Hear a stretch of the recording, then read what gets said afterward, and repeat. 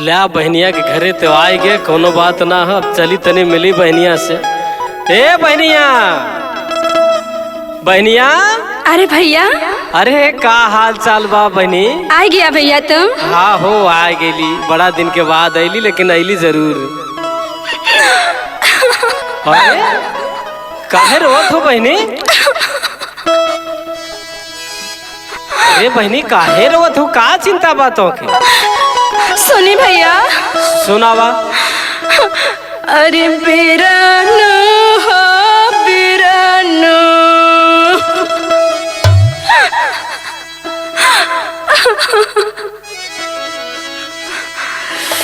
अरे बहनिया का भैले?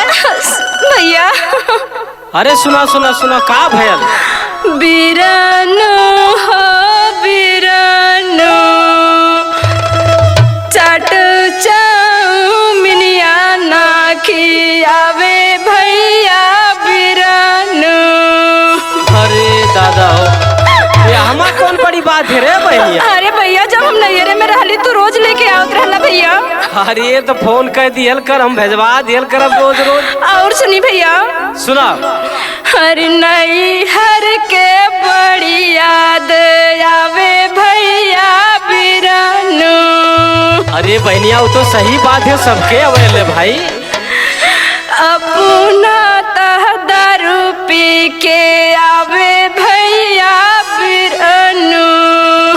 अरे अरे अरे सुन सुन बहनिया सुन, लेकिन आजकल क्यों ना बचल, सब ही दारू पिए तो ये हमार बड़ी बात ना हो रुआ। अरे भैया, तो पूरी बात तो सुना भैया। अच्छा सुना। गिरत परत रतिया में भैया घरवा के ऊ आवे,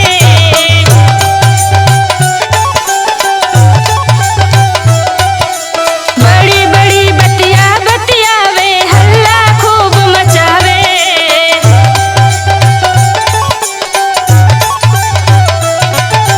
गिरत परत रतिया में भैया घरवा के ऊ आवे, बड़ी बड़ी बतिया बतियावे, हल्ला खूब मचावे।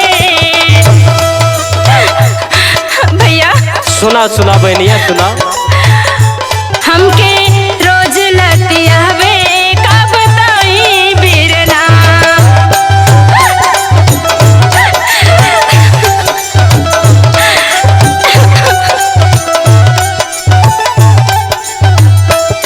का बताई बिरना हो, का बताई बिरना हो, का बताई बिरना। हमके रोज लतियावे, का बताई बिरना। हमके बहुत मारला भैया। अच्छा बहनिया चुप रहो, अब तो पूछी ला।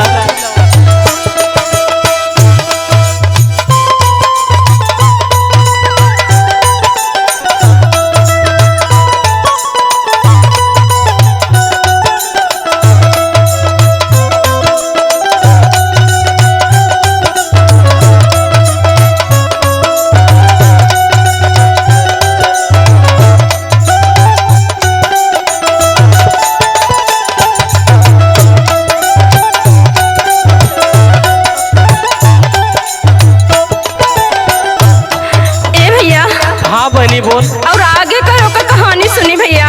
सुनाओ सुनाओ। खिचड़ी खवाई भैंस तो देहला, बेच के मौज उड़ावे।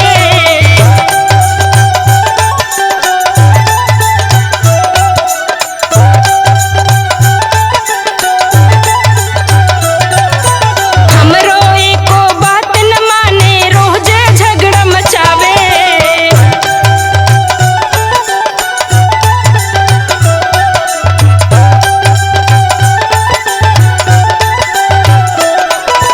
खिचड़ी खवा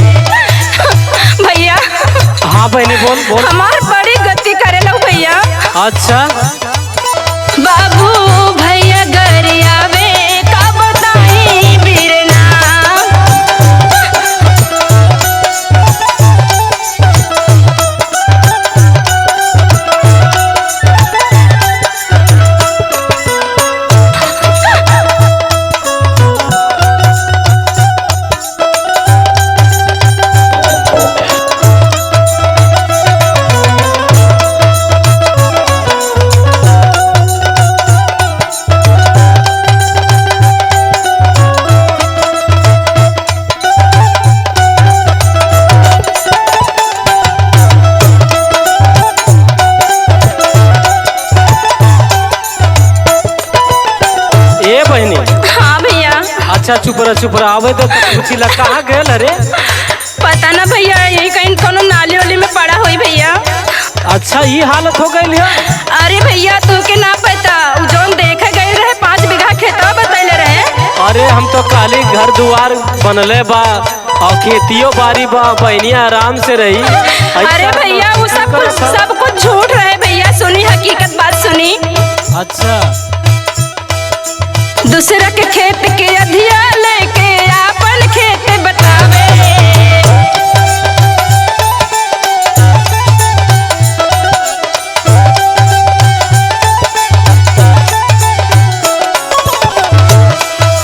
खाए के घर में कुछ ना बाटे, बहरा भाव बनावे।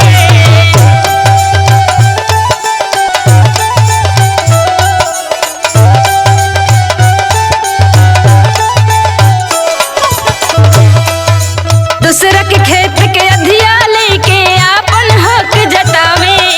खाए के घर में कुछ ना बाटे, बहरा में भाव बनावे। एकरा लजियो नया हवे, का बताई बीरना।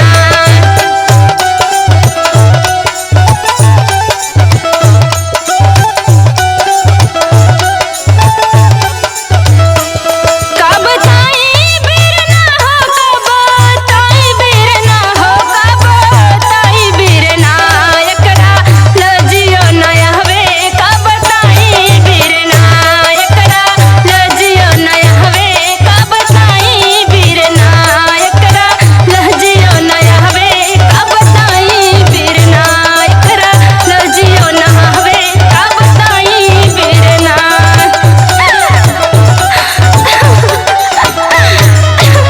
ए बहनिया बोली भैया। चिंता मत कर, जोन 20 बीघावा है ना और 5 बीघा करे नावे लिखा देते हैं। यही सारे गतले चल के नशा मुक्ति केंद्र में बनारस छोड़ देते हैं। 6 महीना बाद आई कमा के लगी खियावे।